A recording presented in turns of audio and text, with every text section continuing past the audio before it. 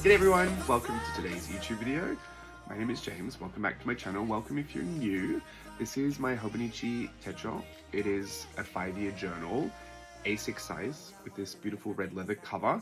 And I'm going to be working on this today in this video. I've actually just filmed a bunch of clips and I'm going to put them with this voiceover because I needed to get it finished. Not the whole thing, I need to get all of 2024 finished. Each year I like to do a flip video to kind of go through the year, and it kind of chronicles the process of this journal getting finished. I've done this for the past 5 years because I've already completed one of these whole journals before. So if you go back through my channel, you can see at the start of each year, you'll see like the first flip where it's going to be like this one. It's kind of the most boring one, to be honest, because it's just the first entry for like each day of the first year, and then you go through and you flip it the second year you've done it. Like this is the second year I'm in it now for 2025, so at the end of this year there'll be 2 entries, and then the end of next year there'll be 3 entries. By the time you get to the 5th year, it's really exciting because you're seeing the whole thing completely finished. But I fell really far behind in the worst way too, because it was completely sporadic. It's not like I missed 2 weeks and I just had to fill in that thing. There were like a blank spot here and a blank spot there, you know, the day I got back from Italy, which was, you know, in September, and then there was like 1 day in August missing, and then there's 300 days in September missing, and in October, like it was just a mess. I mean, when I get really busy or I start a new workshop, there's obviously a bit of a delay with some of my entries, I'll say that. And I do have a whole technique to kind of get myself into, you know, finishing it all. I don't get too mad that I fall behind, but I get a little stressed. Like, I know I'm going to end up, you know, going back and filling it all out, so I don't like punish myself for it, but I do get more stressed than I would like to be, and that's kind of the frustration that I feel, is that it's unnecessary stress. So I did need to kind of commit a certain amount of time to doing it. Even then, like, when I was committing the time to it, I wasn't doing it all in one go. So I thought, well, if I film some clips, it will be my accountability to actually get through this entire little list of numbers that I have to get through. So most of it's from November and December and some really random days, but that's what you're seeing. You're seeing me finish this. I know it's probably the most boring thing in the world just to watch me fill out these entries, but that is a part of what I do in art journaling as well. There's the exciting art journaling things where we're drawing and painting and, you know, creating lots of really beautiful things. And there's junk journaling, which makes me feel like I'm recycling everything and taking stock of everything, and it's, you know, a lot more mindless to do junk journaling. I've got my planning, which I don't really share online a lot, but that's just keeping my life in order, and there's a really good practical reason for that, you know, beyond all the creative reasons that I do on my art journaling. But this is a special type of journal that I really commit to, the 5-year journal, and it's very reflective of my personal growth. It's very introspective. It's very kind of key at this point, I think, to me making sure that I am checking in with myself a lot. And so I don't tend to share this because it just looks like a lot of writing, and I think that can be kind of boring to watch. So hopefully me being in the voiceover is a bit more exciting than the actual footage. But you can see this, I mean, this is just a part of it, right? Not every single time I sit down to do some journaling am I actually pulling out all my pens, pencils, you know, art supplies and drawing something or creating something new. Sometimes it is just writing or planning or gluing in a couple of things or using some stickers. And there is virtue to doing all different types of journaling too. I have to say, I mean, there's kind of a hierarchy of journaling that I prefer. And even though these are my favorite journals, the 5-year, like when they're finished, I think they're just absolutely stunning to look at. They don't rank at the top of my favorite type of journaling to do. It's more just like, it's a routine that I try to get into and I try to stay amongst, and I see personal benefits to it, which I think I've done a whole video before on, you know, all my thoughts on the 5-year Hobonichi. They all kind of still ring true.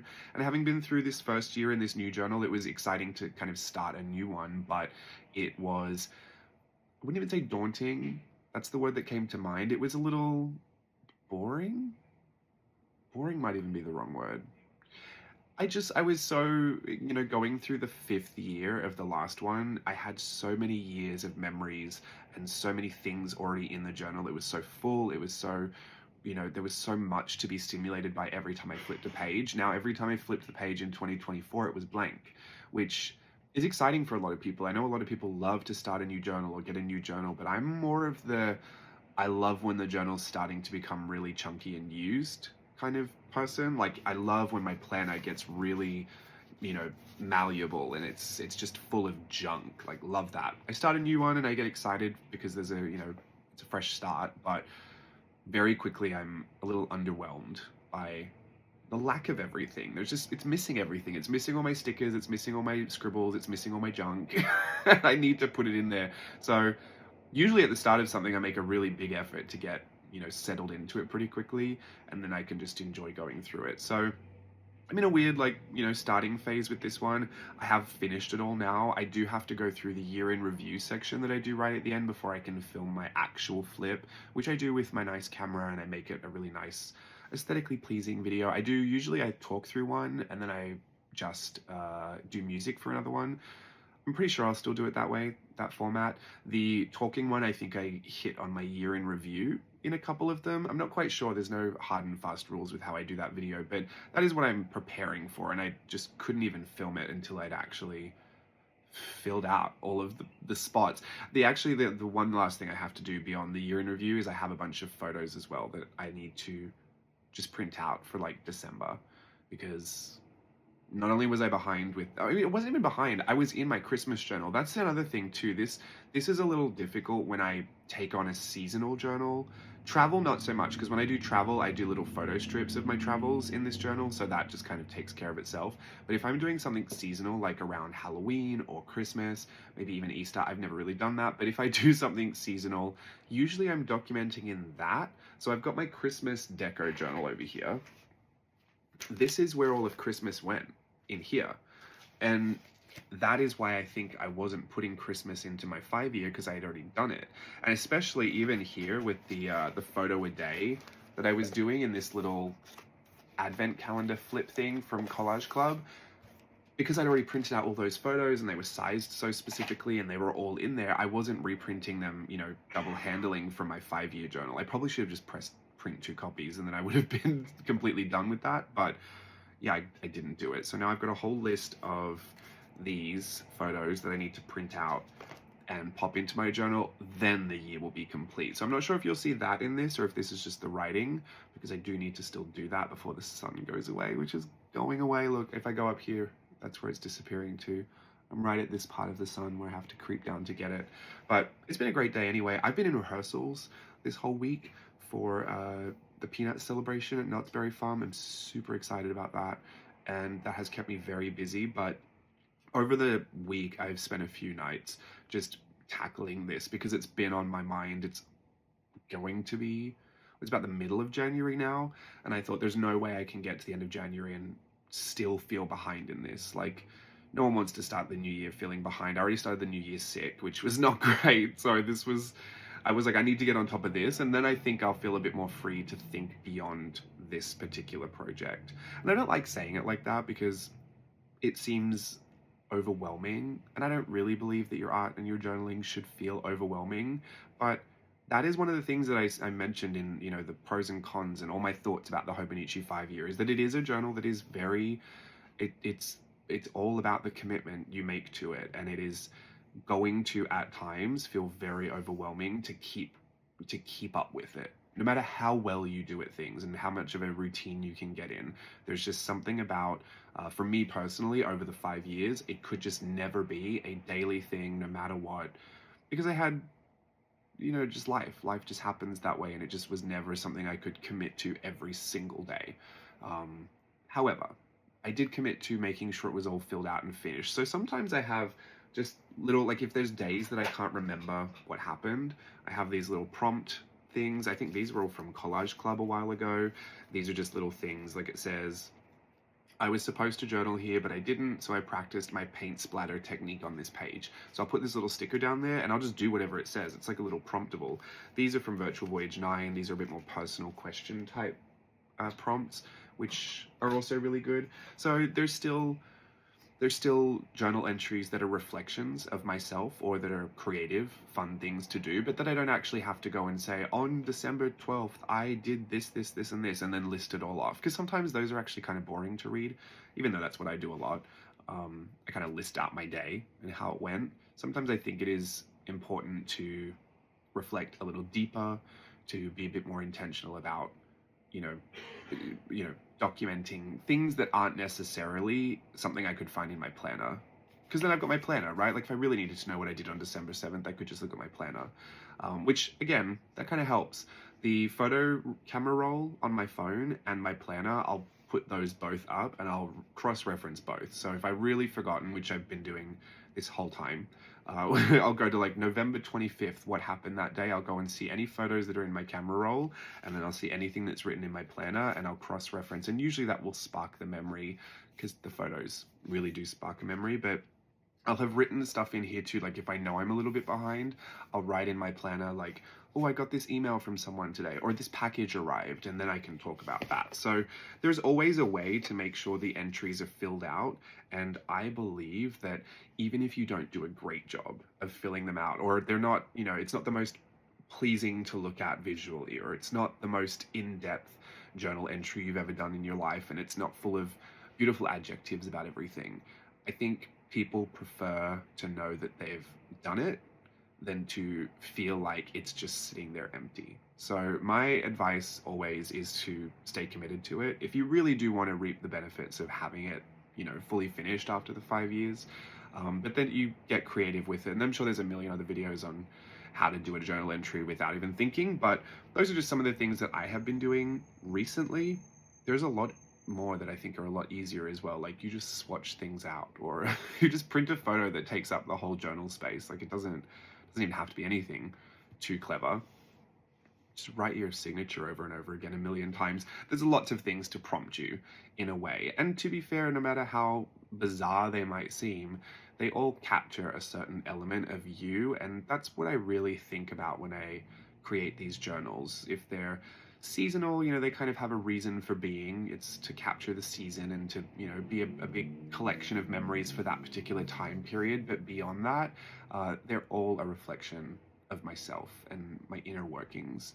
They're all these, I call them like imagination encyclopedias. Anything that goes through your head and then comes out your hands, there, no matter how it's done, it is a reflection of you at that certain time. And I think it's all quite revealing when you see it all together over years. Sometimes it doesn't seem like it in the moment, but I've gone back and looked at things and I thought, you know, what just seems like a little simple swatch of something, you know, just makes me remember like, oh, that I was obsessed with those things and I haven't touched them in years. Like it's funny to think about how obsessive you can become about something and how it's oh so important in that moment, and you might sacrifice a lot of time, energy, effort and money to get it, and then you just don't touch it again.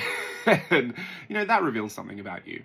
So no matter how stupid it might seem sometimes, or if there's like a lot of lack of effort, maybe you're someone, because I follow someone on Instagram, I forget their actual handle, but I think it's PENRI, I want to say 15. It's a number after that, I think, but she does drawings, like illustrations in her 5-year journal and has been doing it for years. That to me, if I only had one journal, I still don't even think I could commit to that, but it is very admirable.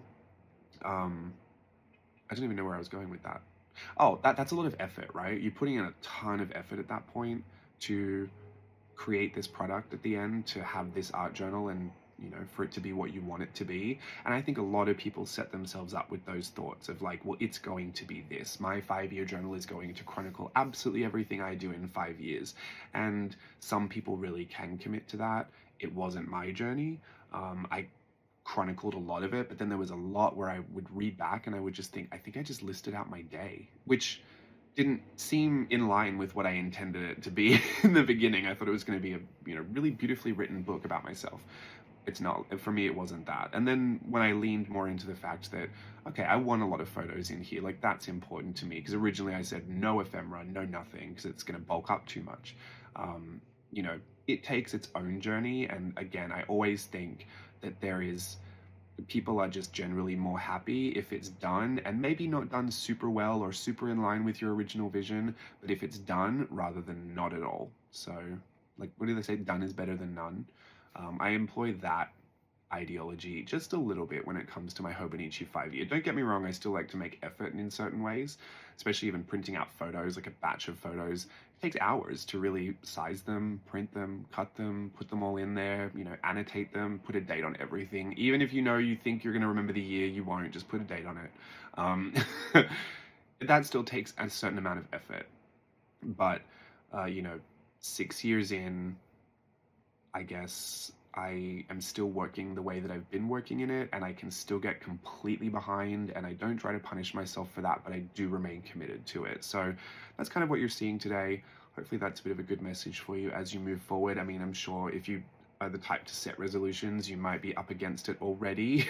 I know most resolutions don't see the light of day beyond mid-January, so if that's where you're at, I mean, done is better than none, and it's not linear and always upwards, right? Like, no matter how long you've done something for. If I've been doing this for 5 years in this same journal, the same format, the same size, the same everything, it still doesn't mean I'm going to have developed a surefire strategy to coping with the fact that some periods of my life get super busy and I just fall behind.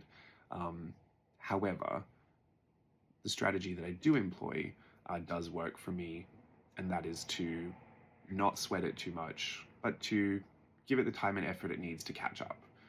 And that's what you saw today. So hopefully you enjoyed that, and that little bit of a pep talk early 2025. I'm excited to keep going with this and hopefully have the flip up for you soon. When I get some nice light, I can film everything, and when I've done my year in review, I'll get those photos in there, and I'll see you again when I see you soon. Bye.